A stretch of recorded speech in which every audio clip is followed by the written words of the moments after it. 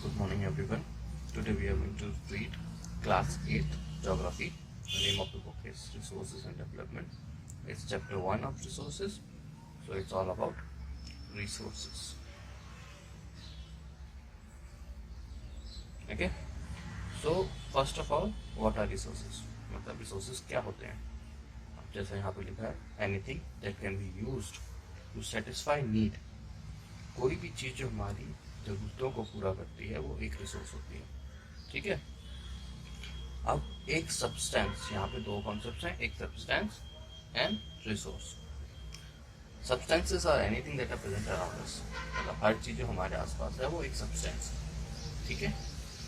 अब वो substance resource कैसे बनती है? It is the utility.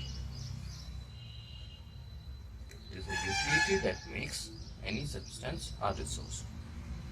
ठीक है. And another concept is of value. कोई भी रिसोर्स है उसका एक वैल्यू होता है. वो वैल्यू किस बेसिस पे डिसाइड होता है? That is decide on the basis of utility. So utility of a resource gives the resource a value. Okay.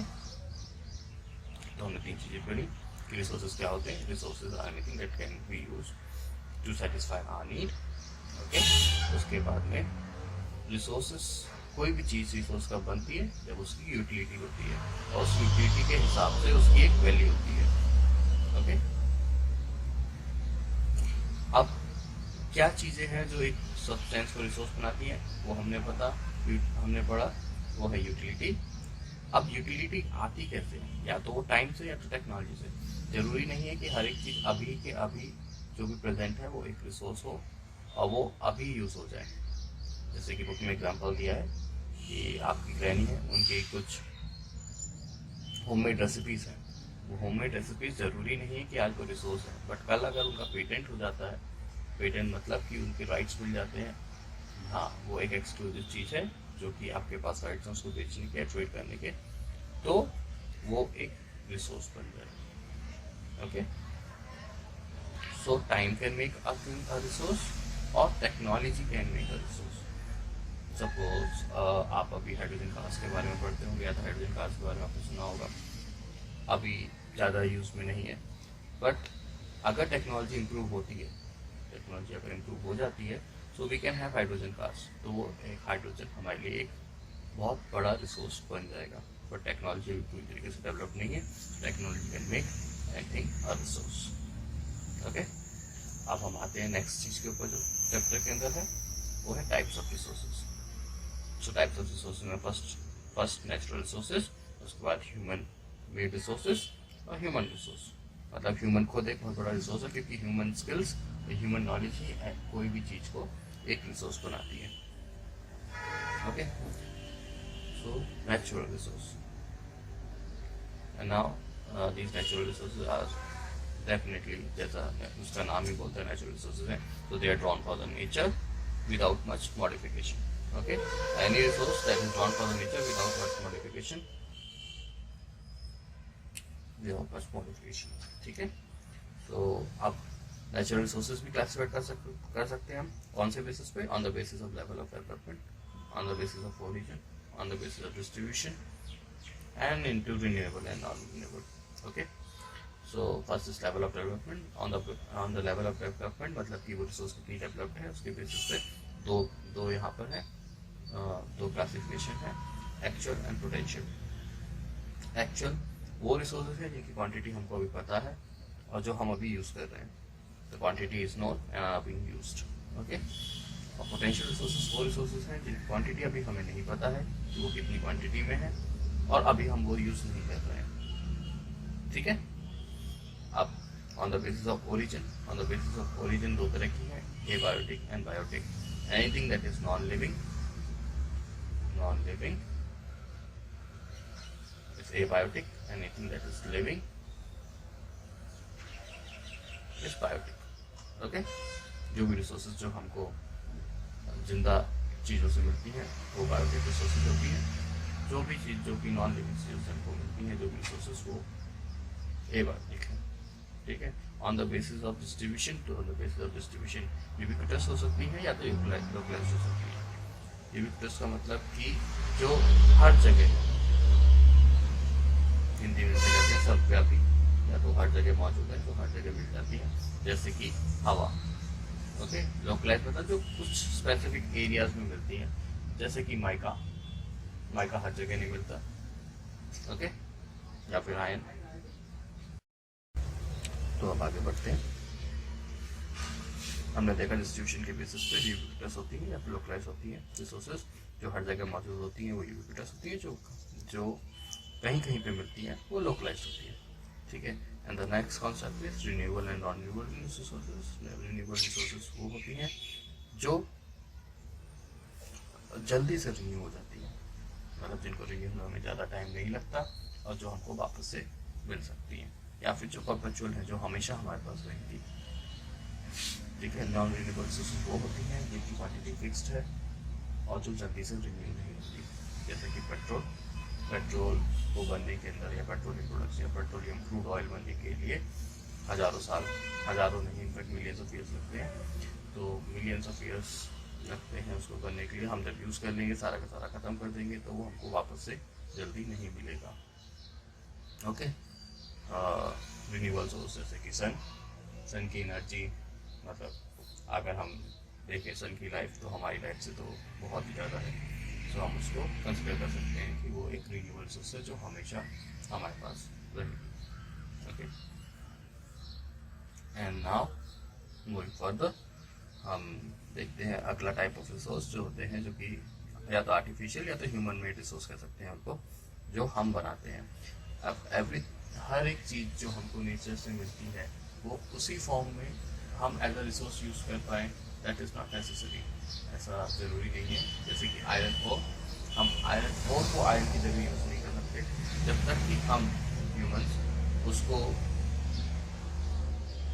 उसके फॉर्म चेंज करके, change the form from the actual origin, मतलब उसका form को change करके usable form में नहीं लाते, तब तक वो एक रिसोर्स नहीं बनती। ऐसे रिसोर्सेस ह्यूमन मेड रिसोर्सेस होते हैं। इसमें मशीनरी आती है, मशीनरी बनने के लिए लोहा वगैरह वगैरह जो भी चीज़ें लगती हैं, वो चीज़ें अगर हम रख दें साइड में, तो वो हमें एज अ रिसोर्स काम नहीं करेंगी, एज अ मशीन काम नहीं करेंगी, जब तक कि हम उनको जोड़ के एक मशीन नहीं बनाते। बिल्डिंग्स हो गए, ब्रिजेस हो गए, ये सब ह्यूमन मेड रिसोर्सेज हैं। ओके, सो मूविंग ऑन, अगला है ह्यूमन रिसोर्स। अब ह्यूमन रिसोर्स क्या है? सारे के सारे लोग, all the people around us constitute human resources. ठीक है। अब ह्यूमन रिसोर्स कैसे बनते हैं? On the basis of knowledge, skill, technology.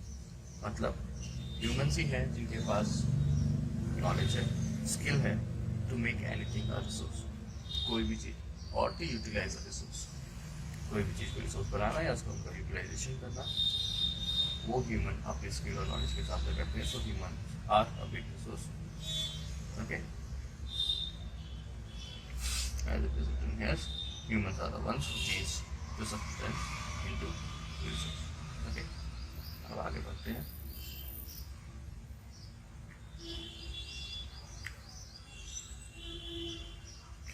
आपने एक कॉन्सेप्ट पढ़ा होगा या एक चीज़ के बारे में सुना होगा, HRD या फिर ह्यूमन रिसोर्स डेवलपमेंट। अब ह्यूमन रिसोर्स डेवलपमेंट क्या होता है? ह्यूमन रिसोर्स डेवलपमेंट क्या होता है?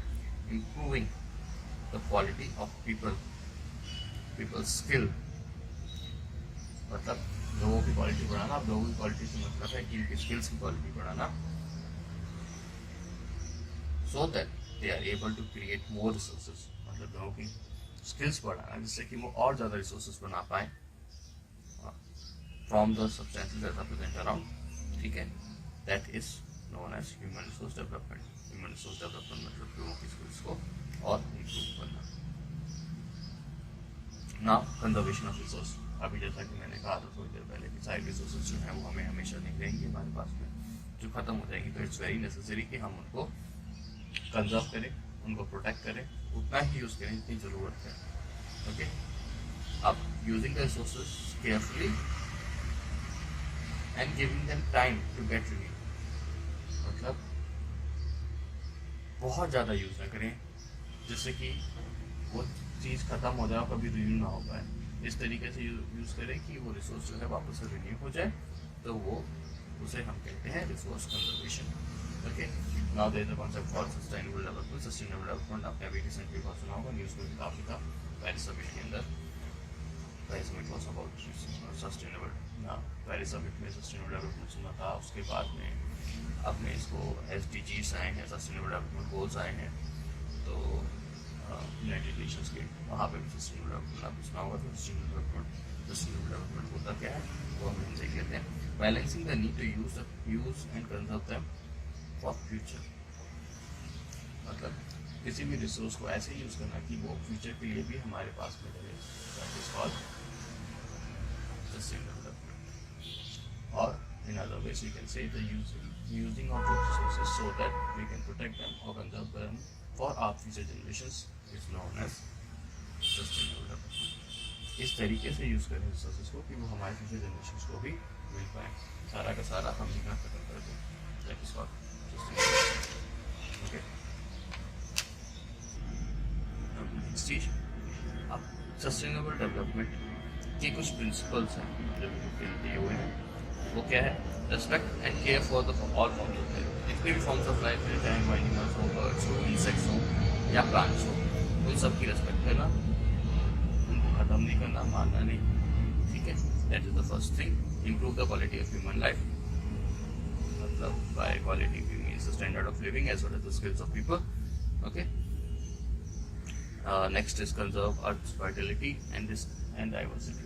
अर्थ की डाइवर्सिटी को प्रोटेक्ट करना, by diversity we mean different forms of life, जितने भी डिफरेंट फॉर्म्स ऑफ लाइफ हैं, जितने भी डिफरेंट रिसोर्सेज हैं, जितने भी डिफरेंट मिनरल्स हैं, उन सबको प्रोटेक्ट करना जिससे कि वो हमारे पास हमेशा रहें। And next is minimize the depletion of resources, मतलब कि ख़त्म ना करें, वही again. Change the personal attitude and practices towards environment. हमारे एटीट्यूड इन्वायरमेंट की तरफ से इस तरीके से चेंज होना चाहिए कि हम ये इस बात समझें कि रिसोर्सेज अगर हम अंदाज़ यूज़ करते रहेंगे तो वो ख़त्म हो जाएगी, और वो एटीट्यूड को चेंज करना, पर्सनल एटीट्यूड को चेंज करना, और हमारे प्रैक्टिसेस जो हैं उनको चेंज करना to conserve the environment. Okay, enable करने community to care for their own environment, मतलब ये कि हम सारे के सारे लोग आसपास जितने भी लोग कम्युनिटी बनाते हैं, वो कम्युनिटी भी हमारे एनवायरनमेंट को प्रोटेक्ट करे, ठीक है, केयर करें। तो इस तरीके का एटीट्यूड बनाना in a community to protect the environment is the last principle. Okay.